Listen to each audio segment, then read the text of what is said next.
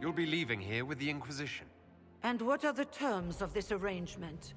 Hopefully better than what Alexius gave you. The Inquisition is better than that, yes? I suggest conscripting them. They've proven what they'll do given too much freedom. We need their skills, but they have proven themselves far from trustworthy. It seems we have little choice but to accept whatever you offer. We would be honored to have you fight as allies at the Inquisition's side. We'll discuss this later. I'll pray that the rest of the Inquisition honors your promise then. The breach threatens all of Thedas. We cannot afford to be divided now. We can't fight it without you. Any chance of success requires your full support. Whether you accept the Inquisition's alliance or not, you will leave my kingdom.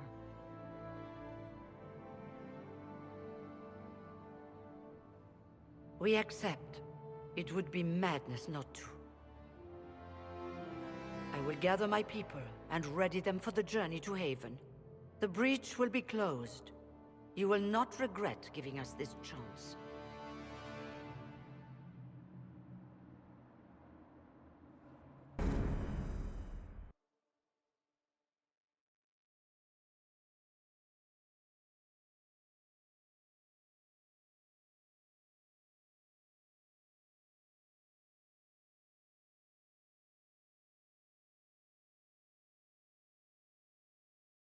It's not a matter for debate. There will be abominations among the mages, and we must be prepared. If we rescind the offer of an alliance, it makes the Inquisition appear incompetent at best, tyrannical at worst. What were you thinking, turning mages loose with no oversight? The veil is torn open.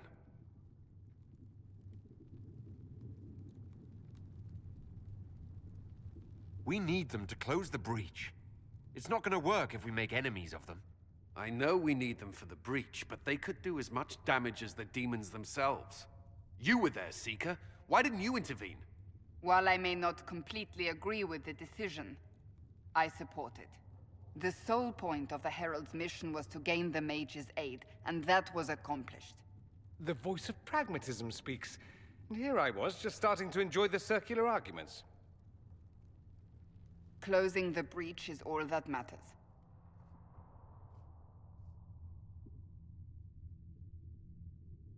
I got a taste of the consequences if we fail. Let's make sure we don't. We will not fail. We should look into the things you saw in this dark future. The assassination of Empress Selene. A demon army. Sounds like something a Tevinter cult might do. Orlais falls, the Imperium rises. Chaos for everyone. One battle at a time. It's going to take time to organize our troops and the mage recruits. Let's take this to the war room. Join us.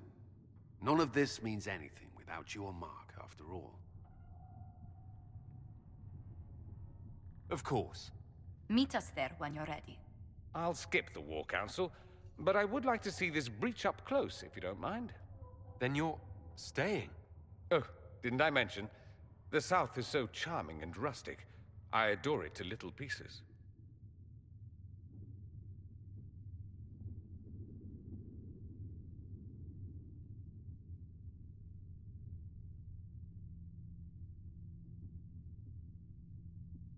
I must admit, I'm surprised. We both saw what could happen, what this Elder One and his cult are trying to do. Not everything from Tevinter is terrible. Some of us have fought for eons against this sort of madness. It's my duty to stand with you. That future will not come to pass. There's no one I'd rather be stranded in time with, future or present. Excellent choice. But let's not get stranded again anytime soon, yes? I'll begin preparations to march on the summit. Make a willing, the mages will be enough to grant us victory.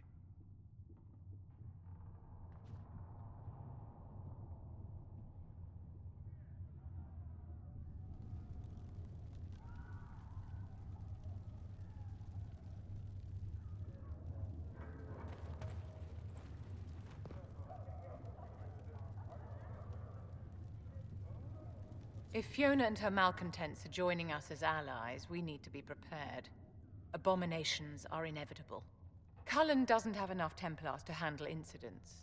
Some of the rank and file need to be trained.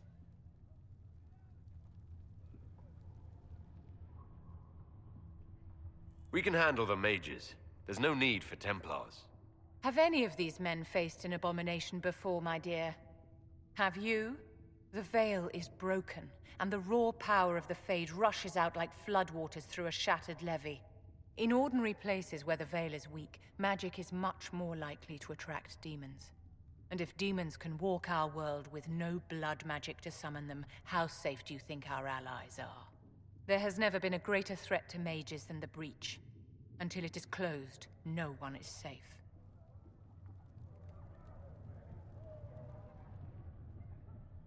You have a low opinion of your fellow mages?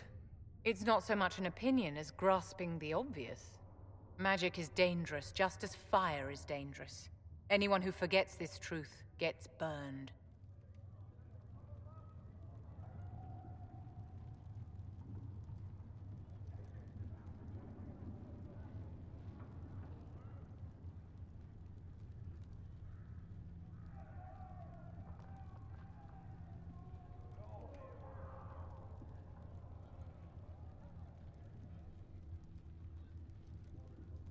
You're just spouting Chantry propaganda, Vivian. My dear, what a world you must live in. Do you know how young mages are found? A little girl has a nightmare, and in her sleep, she burns her house down. A teenage boy has a fit, and lightning rips his mother to pieces.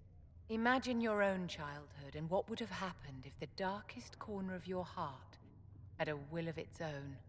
People don't learn the fear of magic at Chantry's services, my dear. They learn it from us. Tell me something. You said once that you wanted to change things. What future would you build for mages?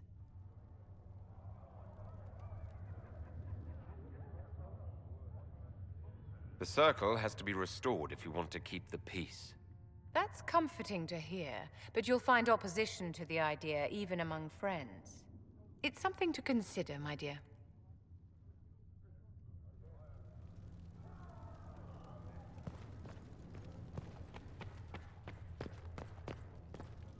The Inquisition appreciates your assistance in this matter, Lady Corbin. And my miners appreciate your business. You'll have your lyrium by the end of the week. I should tell you, Ambassador, the Chantry raised some fuss when they learned about our arrangement. The Inquisition must certainly seem an audacious idea to the Grand Clerics. We hope to convince them it is a necessary one as well. I'll take my leave. Good day. Who was she, Ambassador? A merchant. I thought we should reach out to the dwarves to secure lyrium for the Inquisition's mages. According to Lady Corbin, it raised the ire of the Chantry. How? Access to lyrium makes us rather more formidable than anticipated. We're becoming a challenge. Sadly, the remaining Grand Clerics appear to be consolidating the Chantry's power, instead of comforting the masses.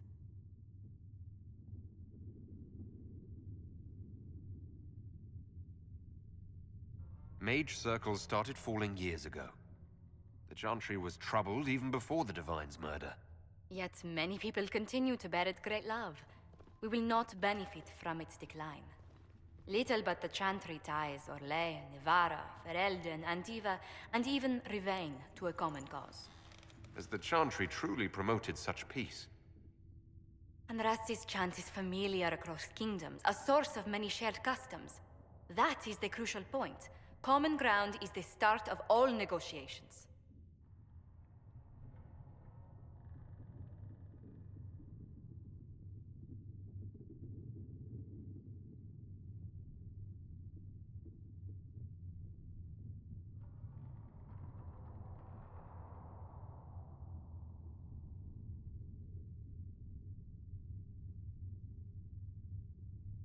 So if everyone listens to the chant, things will be smooth as silk. I did say commonality is merely a beginning, but it's an important one. We must learn to think beyond our own wants to secure peace in Thedas. Planning to steer the history of the world, Ambassador Montillier? I believe the Inquisition is already charting that course. Which brings me to a question, if you have a moment.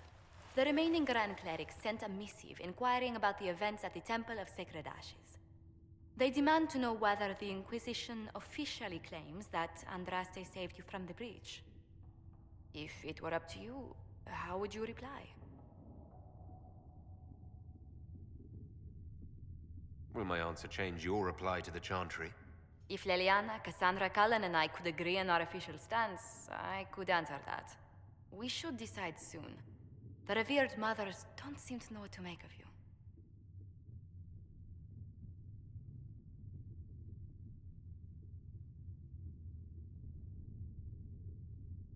I'll tell the Chantry I was saved by circumstance, not divine intervention. Yet as rumors your Andraste's herald grow, the Grand Clerics may not believe such a humble reply. A difficult situation, and I thank you for your answer. A good day to you.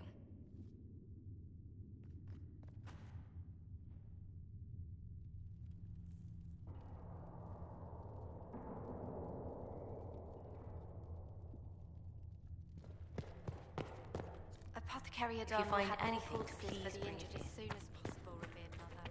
Thank you, child. The veil holds no uncertainty for her, and she will know no fear of death, for the Maker shall...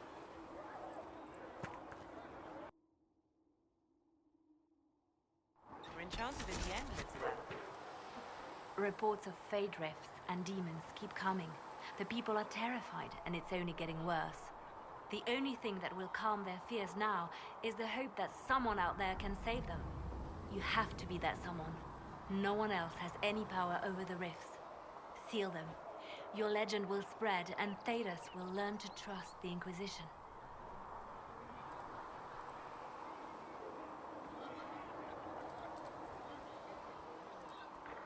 In Redcliffe, you sacrificed yourself so that I could return here. Of course I did. One small life in exchange for a second chance at history. I always loved a bargain. You were condemned to a lightless dungeon. Not much of a life to sacrifice. And I would do it again. Why do you want me to seek out the rebel mages? Why do you care? I've known mages. Some of them were better people than me. And yet I'm free and they're not. It's not right.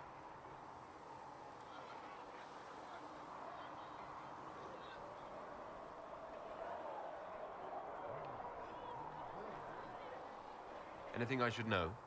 Altegan has returned to Redcliffe Castle and resumed his duties as Lord. The people are returning, slowly but surely.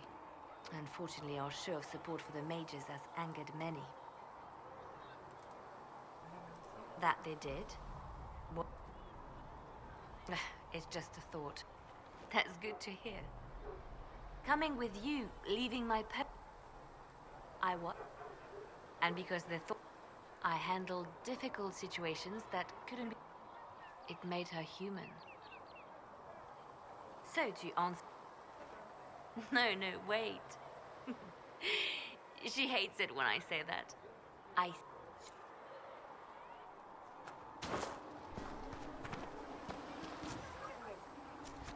Thanks for checking in anyway.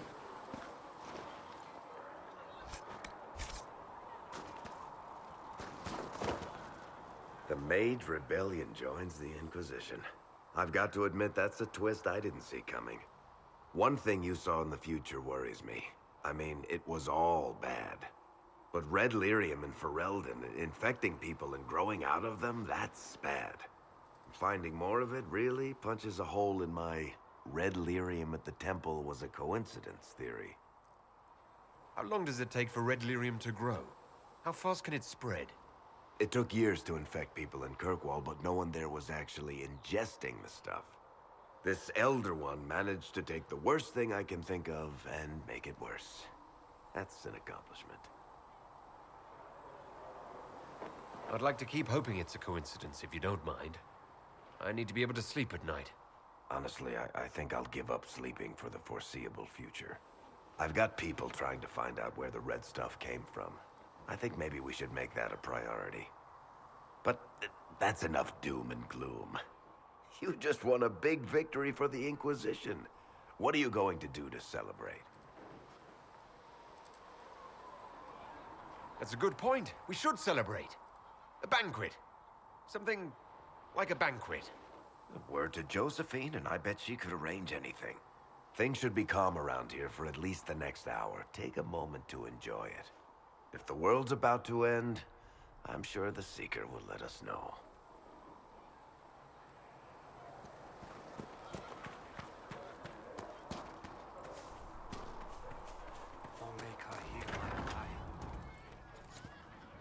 Well, that's mages all over.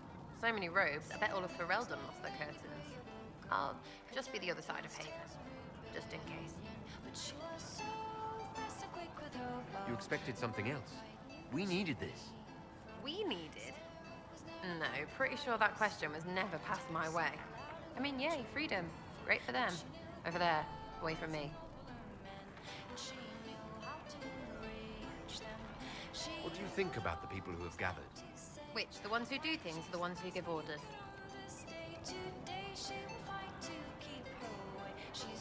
What about Dorian? He's fun. Could lose a bit more to Vinta. What about Solus? Solus? His head's crammed up 1,000 years ago. What's your opinion of Vivienne? She's a bitch, but she knows. She better.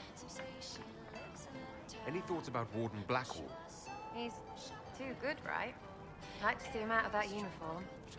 Not like that. Anything to say about Varric? Varric? Too clever. Always saying something, but never saying it straight. Thoughts about Cassandra? Not as buttoned up as she plays, right? Tough, though. I'd stand behind her in front of anything. What do you think about our spy master, ambassador, and commander? Liliana is pretty in places. Swear I've seen her, too. Or heard she used to play. But that'd be mad. Now, Josephine, she's as good at humbling her kind as I am. Just with less mess. Knows her business, if you have to have it. And Cullen. I suppose if you want a jackboot, you get a big one so you can grow into it. Nice hair, though. We'll talk later. Good, right? I'll be here.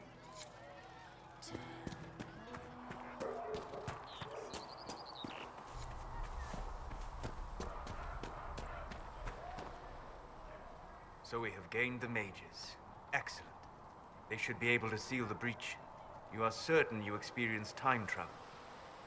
Could it have been an illusion? A trick of the Fade? You think Alexius made an illusion of his own life going down in flames? Point taken. What an amazing gift. It is vital the Inquisition succeed to avoid the future you witnessed. It is never going to happen. We'll stop it. Remember that. Should you ever feel hesitant about the necessity of the Inquisition's actions. Speaking of which, you should ready yourself. For? This Elder One. You have now interfered with his plans twice. Once at the Temple of Sacred Ashes, and now again at Redcliffe. A being who aspires to godhood is unlikely to ignore such an affront.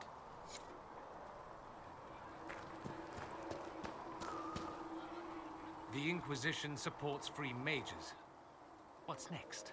Elves running Halamsharal? Cows milking farmers? Give me time. I'm sure I'll surprise you. I suspect that's untrue. Unless you strip yourself naked and allow the Chantry to flog you into repentance. Now that would surprise me. I do wonder if you've considered what this support of yours will do. For mages in general, I mean. The Inquisition is seen as an authority. You've given Southern mages license to, well, be like mages back home. If that means they're anything like you, I approve. Ha! There aren't many mages back home like me. I'd believe that. I never fit in.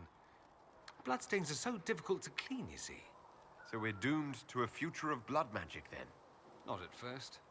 But you'd be a fool not to see where this could lead. Thing is, the Imperium was once just like the South. Templars, proper circles, all that rot. Then it changed. By inches. Not that this is reason to oppress us. still. My homeland should be a cautionary tale, not a source of inspiration. It occurs to me that I barely know anything about you. Beyond my being a mage from Tevinter, you mean? Beyond that, yes. And beyond my being so charming and well-dressed, which is obvious to anyone. I'm well aware of your finer qualities, believe me. Of course I believe you.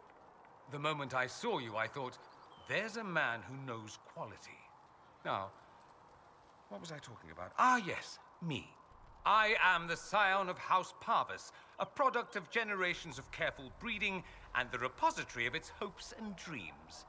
Naturally, I despised it all. The lies, the scheming, the illusions of supremacy.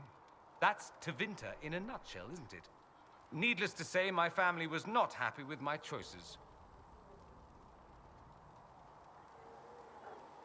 Why would your family be upset with your choices? Because I rejected their idyllic plan. If they had their way, by now I'd be married to some unlucky girl from a powerful family. We'd live in luxurious despair, despising each other as I waited to take my father's place in the magisterium. I declined the honor, and thus it's best I'm far from home. Less of an embarrassment that way, you see. What do you mean by generations of careful breeding? The great families of Tevinter don't have children. They refine traits, weed out the undesirable, and promote the rest. My mother was chosen for my father because magic runs strongly in her blood. Never mind that they loathed each other. They wanted a son who could become Archon to make House Parvis the envy of the Imperium. They got me. A cautionary tale that you should be careful what you wish for. I'm getting the impression that you don't care much for your homeland. On the contrary, I care for my homeland a great deal. There's so much potential. Sadly, we squander it. We refuse to acknowledge how far we've fallen because pretending is easier. We pretend the Qunari can be beaten. We pretend that we're superior to everyone, even our own people. Not everyone feels that way. I don't. Sadly, we're the minority. It just seems so much of what you say about the Imperium is entirely negative. It might sound that way. For all our faults, my people have many virtues. We are laden with history and culture. Tevinter is where Thedas truly began, remember? We treasure our past and preserve it. You can walk down a side street and find nothing built during the modern ages. And despite appearances, we care. Deeply. About everything. We have no reserve, not in war and not in love. If I truly believed my homeland was beyond all hope, I wouldn't miss it so much. Why remain with the Inquisition? Why not go back to Tevinter? I'm not exactly welcome back home.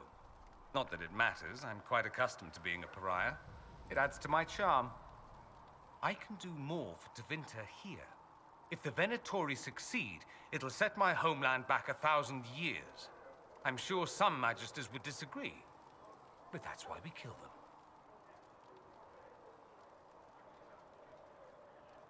I think I've heard enough. That's too bad. I never tire of talking about myself. I'd like to ask you about Tevinter. Ah, yes. Everyone outside the Imperium always seems quite fascinated by it. Probably why they come up with so many ridiculous tales. Flying cows over Minrathous. That's madness. All right, that one's actually true, but the cows didn't have wings.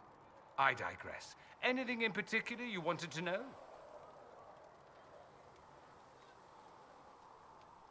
Just how often is blood magic used there? Oh, not at all. Not at all. That's what any magister would tell you. They'd be convincingly offended by the notion, too. Of course, what people call blood magic here, and what we consider blood magic, are two different things.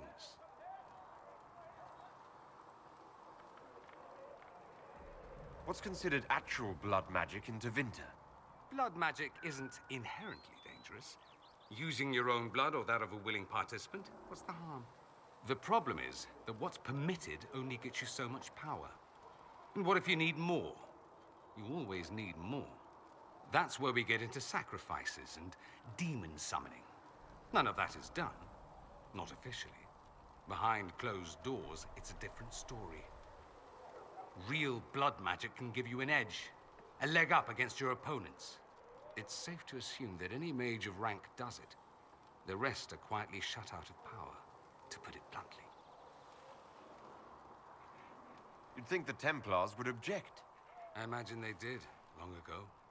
Once, their investigations might have been sincere. Then their balls were cut off. Too inconvenient. Nowadays, only the friendless are accused. And most of them probably innocent. There must be some mages who oppose this. Of course. I do. And I'm not entirely alone. Occasionally, there'll be a magister who makes noise, and then the reform talk begins. All very patriotic. Meanwhile, that magister will be quietly shunned. Chances are, surprise, it's learned he was a Maleficar all along. Most learn to keep quiet. Me? I enjoy the allure of pariahhood.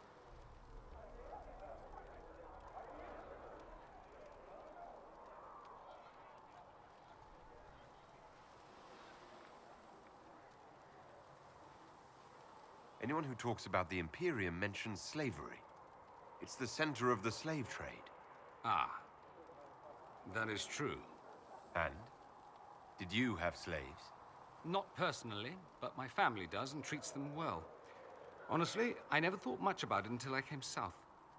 Back home, it's how it is. Slaves are everywhere. You don't question it. I'm not even certain many slaves do. You think slaves like it that way? Don't be ridiculous. I didn't say they like it. It's all most of them know. In the south, you have alienages, slums, both human and elven. The desperate have no way out. Back home, a poor man can sell himself. As a slave, he could have a position of respect, comfort, and could even support a family. Some slaves are treated poorly, it's true. But do you honestly think inescapable poverty is better?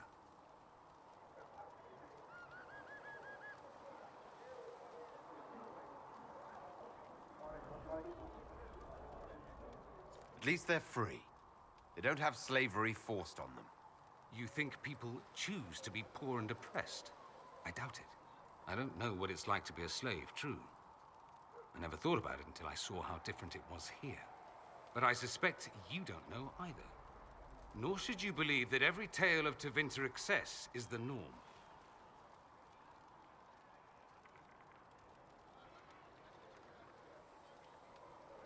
It seems strange that an entire empire would be ruled by mages. I find it strange that your mages don't rule anything at all. Actually, the fiction in the Imperium is that mages don't rule. The Magisterium rules.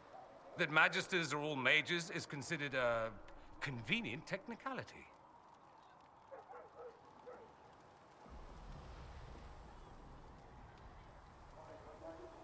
What is the Magisterium exactly? The upper house of the Imperial Senate, and the only part worth having a seat on. Those seats are split among the circles of Magi, the Chantry, and the major families. All mages now. It's odd that outside the Imperium, you use Magister like it applies to every Tevinter mage. If you're not a Magister, then what are you called? No special title? I'm an Altus, which is almost as good as a Magister, depending on who you ask.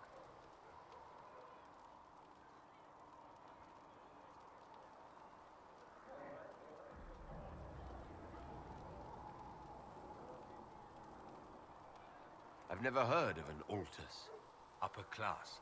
Those families who trace descent from the Dreamers, the first prophets of the old gods. If you're a mage and you're not Altus, then you're later. Lower class. If you're not a mage at all, you're Soperati. That's everyone else. We do love our fancy words.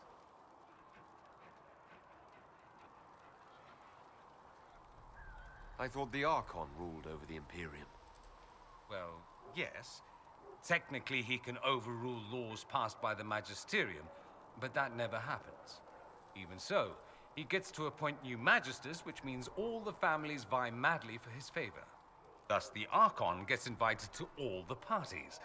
The truest path to Tevinter influence, let me tell you.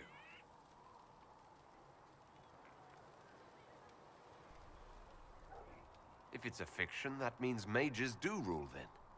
Yes and no. Let me put it this way. Mages do rule, but not all mages are equal.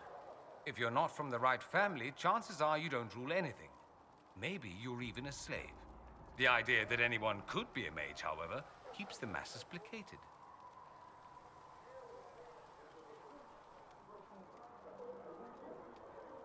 Can anyone be a mage? Technically, the potential runs mostly in bloodlines, but it's been known to happen. More importantly, commoners believe it can. Tevinter legend is chock full of mage heroes from humble origins. So they hold out hope. Someday my son or my son's son will be a mage. Someday. Poor sods don't realize that means he'll be a quaestor at the arse end of the 100 Pillars, at best.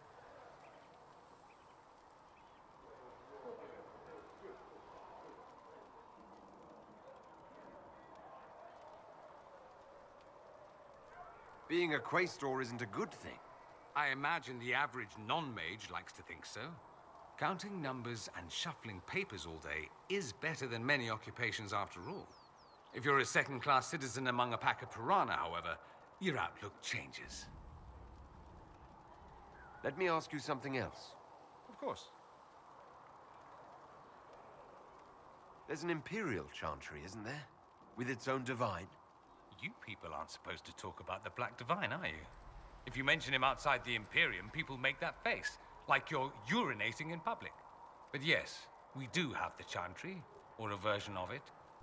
Night and day comparing it to yours. Is the Imperial Chantry so different from ours?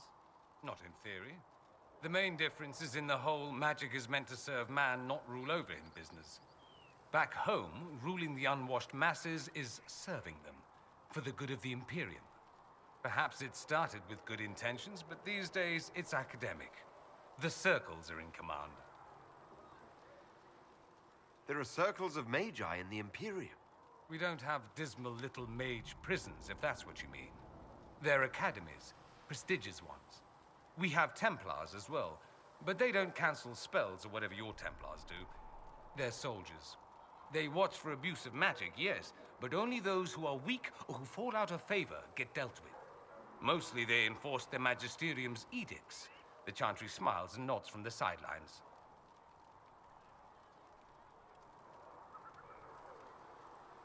Do you really call him the Black Divine? We don't call him that, oh no. In the Imperium, he's the true divine. The woman sitting on the Sunburst throne is some backwater pretender. It all stems from a disagreement over Andraste. Marvelous, isn't it?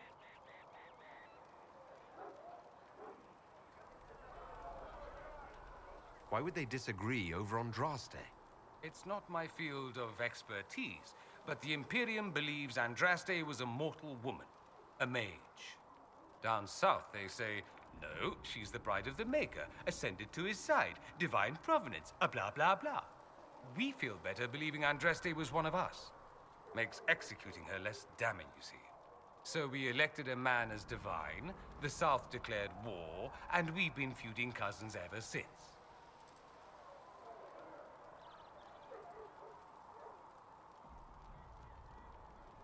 So the Imperial Divine is always a man? All the better to distinguish him from that other one, yes. Don't think there aren't a number of female magisters who bristle at that. Why can't they be divine after all? Same reason you never see a man on the Sunburst throne. Because that's how it's always been done. Excellent reasoning. Do you consider yourself Andrastian? Ah. The big question. It might surprise you that I do consider myself Andrastian. I simply do not believe in the Chantry. It is a relic, whether back home or here in the south. Something from a bygone age desperately clinging to relevance. It's not an opinion that makes me popular.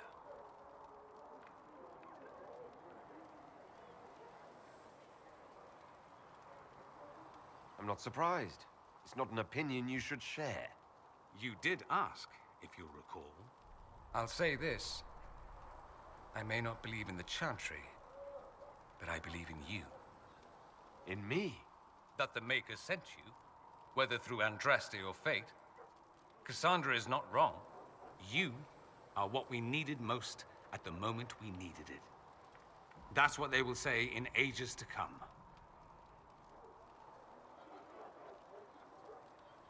You don't seem like the religious sort, to be honest.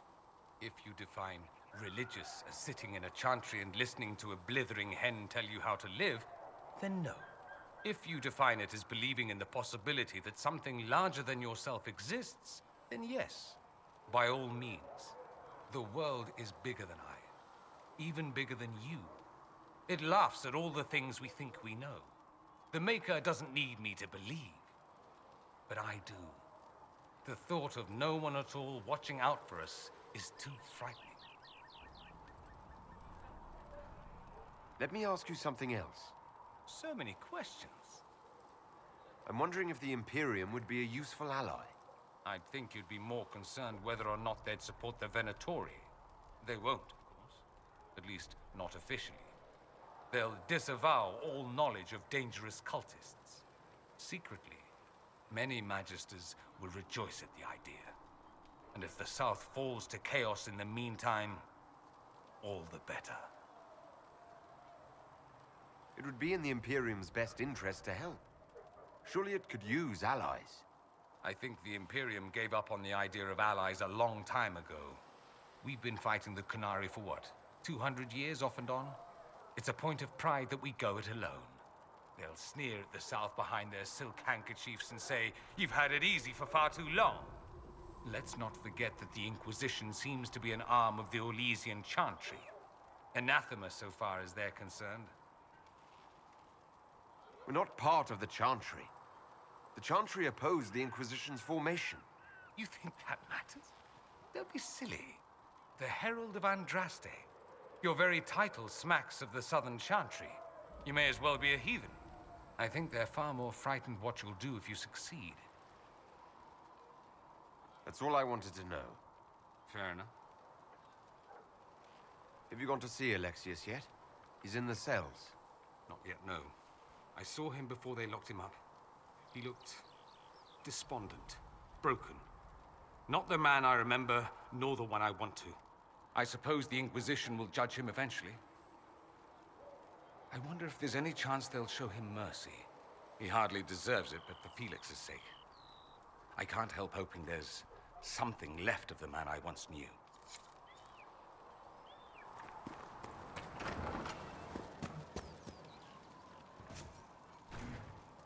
Fliss said to check with you to make sure these are safe to serve.